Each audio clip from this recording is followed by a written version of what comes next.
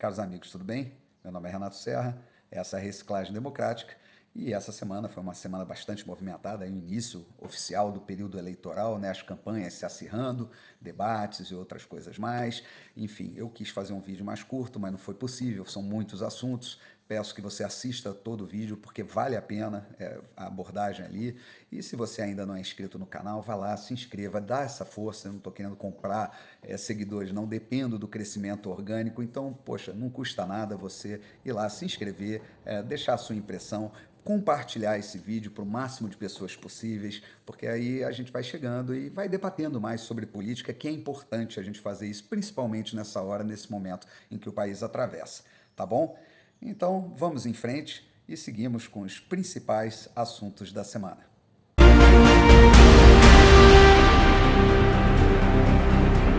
E a semana começou com o domingo à noite, com o debate dos presidenciáveis na Band, né? Um debate que eu acredito que a maioria que está assistindo esse vídeo viu. Se não viu na íntegra, está vendo os cortes que estão aí na internet, nas redes sociais, muita gente comentando, a imprensa toda comentando o debate durante a semana. E eu não vou me prolongar muito nisso, não. Eu percebo assim o que ficou do debate, né? E o que ficou do debate foi que nós fomos relembrados, né? Que dentre os candidatos nós temos lá um ex-presidiário, responsável ali por coordenar, né, o maior esquema de corrupção da história da humanidade, uma corrupção institucionalizada que ficou aí corrompendo o Estado brasileiro durante muito tempo e que foi descondenado pelo Supremo Tribunal Federal depois de ter sido condenado em 3 instâncias. Isso ficou bem marcado ali. Tivemos um momento curioso, engraçado, quando Lula cobrou lá de Ciro a postura dele de ter deixado o país, ido para Paris depois do primeiro turno das últimas eleições, dizendo que ele, Lula, não tinha ido. Aí o Ciro respondeu para ele, não, você não foi porque você estava preso. Então isso daí foi um momento também engraçado que aconteceu ali. Tivemos também 2 participações assim que ficaram marcantes, né, dos entrevistadores, a Vera Magalhães e a Fabíola Cidral, uma âncora do Roda Viva, outra da CNN. A Vera Magalhães fez uma pergunta que não era pergunta, era uma afirmação conclusiva com um ponto de interrogação no final, que ela dirigiu ao Ciro e quem teria que comentar o Bolsonaro. O Ciro não caiu naquela armadilha, foi por outro assunto, mas o Bolsonaro, na hora de responder, poderia ter ignorado, mas ele foi lá e realmente alimentou a polarização, dando uma de Bolsonaro, dando a sua resposta ali para a vibração de um lado da polarização e para que o outro lado pudesse condenar veementemente aquilo. Mas, na verdade, outra postura qualquer naquela resposta não seria o presidente Bolsonaro. Então, ele, mais uma vez, foi lá e foi autêntico. Já da Fabíola Cidral, foi uma pergunta assim que mostra o nível hoje que nós temos aí de nossos repórteres, né? Na grande imprensa. Ela afirmou lá que no Brasil uma mulher é morta a cada 7 minutos, quer dizer, de feminicídio, né? Também é uma coisa muito curiosa, né? Porque o feminicídio seria a mulher foi morta simplesmente por ser mulher. Eu tenho medo que talvez seja assim, querendo fazer algum contraponto ao homicídio, né? Já que homicídio vai ser homicídio de homens, feminicídio, o homicídio de mulheres. Talvez aí entre mais à frente os progressistas achem que tem que haver uma definição para o homicídio de homossexuais, de lésbicas, de não sei, e criar ali talvez uma diferenciação de pena. Quem sabe a gente vai chegar a uma ideia assim de qual vida vale mais ou vale menos dentro desse imbróglio aí progressista. Bom, enfim, mas não é o caso. O caso é que ela fez essa afirmação de um assassinato a cada 7 minutos, o que daria só em mortes por feminicídio 70 mil mulheres por ano, o que não condiz com os dados oficiais que hoje estão aí o nível de mortes brutas, né? Quer dizer, o número bruto de mortes violentas no país, hoje está na casa aí dos 40 mil, já desceu bastante anteriormente, antes desse governo estava na casa dos 60 mil, ainda são números de guerra, mas sem dúvida nenhuma não chega nem perto do que foi afirmado por essa repórter. Fora isso, tivemos ali os bastidores, né? Muita encrenca nos bastidores, o Janones, que é o legítimo, vamos dizer, acredito futuro aí, o substituto de Lula, é um mau caráter, né? Pessoa que agora está se levantando à vida, ele já deu golpe em cliente, advogado, teve a sua carteira da OAB suspensa, é um cara envolvido ali com rachadinhas, é um cara completamente desequilibrado e teve ali a sua rusga ali com Ricardo Salles, depois com Adrilles e depois com aquele vereador lá de Belo Horizonte, o Nicolas. E o Nicolas ainda é um garoto, né? Assim, a gente vê que é muito jovem. Ele foi lá e chamou o cara de tchutchuca, não sei o quê.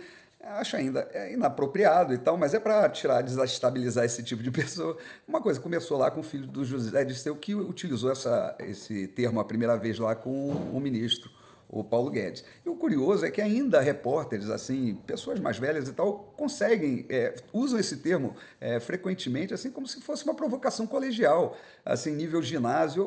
Eu acho engraçado demais isso. Mostra, assim, o nível de maturidade, né, que determinada classe, vamos dizer assim, da imprensa e de pessoas, trata a coisa pública, né? Com esse tipo de provocação meio infantil, meio colegial. No vereador Nicolas até que fica engraçadinho, mas no resto fica muito ridícula, né? Bom, também tivemos essa semana, aí para um assunto mais grave, foi a questão lá da divulgação, né, por parte do STF, né, das razões, né, o Alexandre de Moraes, devido àquela operação que aconteceu lá com os empresários. E porque houve essa operação, na verdade a operação foi baseada exatamente na reportagem do jornal Metrópolis, não tem fundamento nenhum. Uma das justificativas que o delegado de polícia colocou lá foi que um dos investigados ali estava pretendendo comprar bandeiras do Brasil para distribuir no 7 de setembro. Isso foi considerado como um ato antidemocrático. É isso mesmo que você ouviu, um empresário pensando em comprar bandeiras do Brasil para distribuir no 7 de setembro foi interpretado pelo delegado como um ato antidemocrático. Bom, a derrubada das redes sociais e tal foram determinações que vieram pelo Supremo, abertura de investigação, isso tudo conduzido pelo Alexandre de Moraes naquele inquérito maluco e famigerado, né, inquérito do fim do mundo, onde pegou essas pessoas que não têm foro privilegiado e colocaram elas lá. Mas o pior foi saber que o senador Randolfo Rodrigues acionou o Supremo, né, exatamente pedindo a prisão preventiva e o bloqueio de contas. Quer dizer, o ministro Alexandre de Moraes acatou o bloqueio de contas, mas não pediu a prisão preventiva.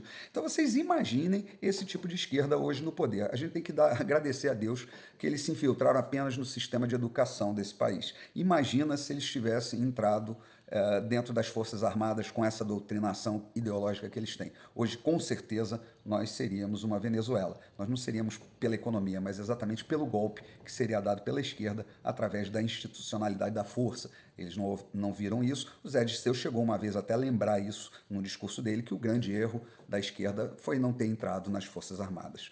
Então a gente tem que agradecer muito esse erro. Bom, fora isso, nós tivemos essa semana uma matéria aí que foi feita pelo portal UOL, que repercutiu aí na grande mídia, até no Jornal Nacional, no horário nobre, que agora é um consórcio de imprensa, que pegou lá 13 membros da família Bolsonaro durante 32 anos e levantaram lá mais de 100 milhões em transações imobiliárias. Sendo que dessas pessoas, 5 são irmãos, 2 ex-mulheres, tem lá os filhos dele e tal.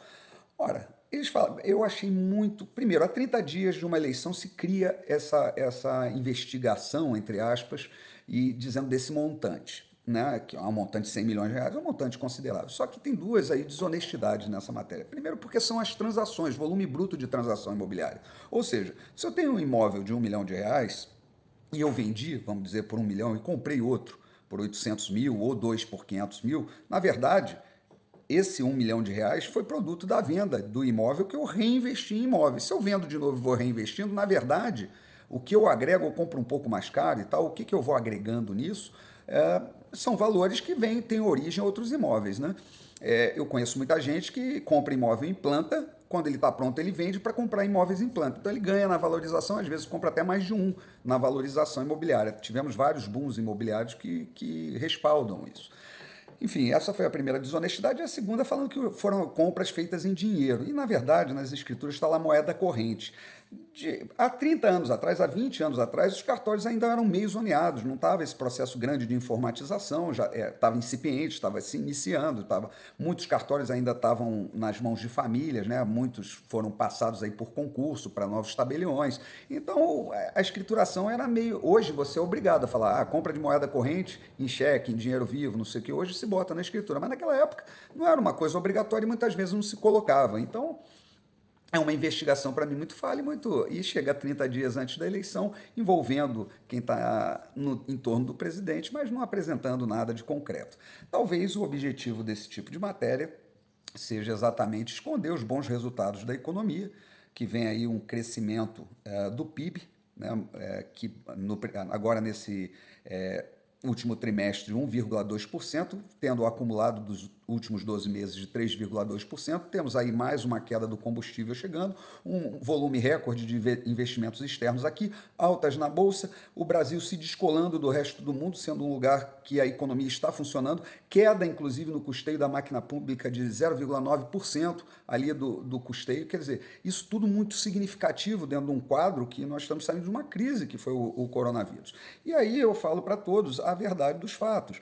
No Brasil, nós não temos assim, a grande parte dos brasileiros não está nem aí para a esquerda ou para a direita. Na verdade, o brasileiro ele é uma coisa assim, ele é conservador no voto, mas não é conservador no sentido clássico, não. Ele é conservador no seguinte: se a economia está bem, se ela está melhorando e há perspectivas de melhoras futuras, ele vai votar na continuidade do que está. Se a economia vai mal e as perspectivas futuras são ruins, ele vai votar contra o governo, ele vai querer uma nova perspectiva. E nisso o brasileiro é muito conservador no voto. Então é isso que a gente vai ver aí daqui para frente. Fora isso, tivemos também essa semana ali um episódio ali numa motocicleta do presidente, que alguém tentou, parece no vídeo lá, de alguma forma agredir, né, atacando uma pedra, uma pessoa que estava na calçada sozinha. Ali uma coisa meio estranha, mas que criou um alerta aí nas forças de segurança, que é necessário sim reforçar a segurança dos candidatos como um todo, porque a coisa tende, né, nos próximos dias aí a ficar mais polarizada, mais aguerrida a disputa, e tem pessoas que não conseguem conviver no ambiente democrático. Então é necessário realmente que se faça esse tipo de alerta, né, para as forças de segurança para que tomem as providências devidas. Bom, fora isso, nós temos aí a novidade, né, que nessa eleição nós vamos ter que deixar o celular ali com o mesário para ir para a cabine de votação. Eu particularmente sou a favor dessa medida, afinal de contas é uma garantia sim do sigilo de voto, porque você entrar na cabine, o celular hoje é uma máquina fotográfica, você poderia ali registrar o voto e algumas pessoas, né, vamos dizer assim, mal intencionadas, né, não digo o cidadão comum, mas a gente sabe que existe ainda o voto de cabresto e o celular poderia ser usado para isso. Então eu acho que a decisão não foi ruim, né? Fora isso, nós tivemos aí também, que é importante lembrar, outra decisão do TSE que foi, para mim, muito positiva, foi aceitar o teste de integridade durante o processo de votação a ser feito pelo Exército ali na urna, em urnas aleatórias e tal, o que contribui aí mais ainda para a segurança das urnas. Isso também eu considero uma bola dentro. E bom, e para encerrar a semana, eu ia citar duas coisas que estão acontecendo, né? Já que eu falei lá do problema da Ucrânia em Zaporídia, nós estamos com a comissão da ONU, a comissão nuclear, né, de fiscalização internacional, está lá o comitê todo fiscalizando a usina, a situação é grave, e também tivemos essa notícia de um acirramento do conflito lá no Oriente Médio, quando Israel vai e bombardeou dois aeroportos, né, um em Alepo e em Damasco, dois aeroportos da Síria, e isso pode gerar aí grandes problemas para essa semana que vem aí. Bom, era isso que eu tinha para falar para vocês. Um grande abraço e até a próxima.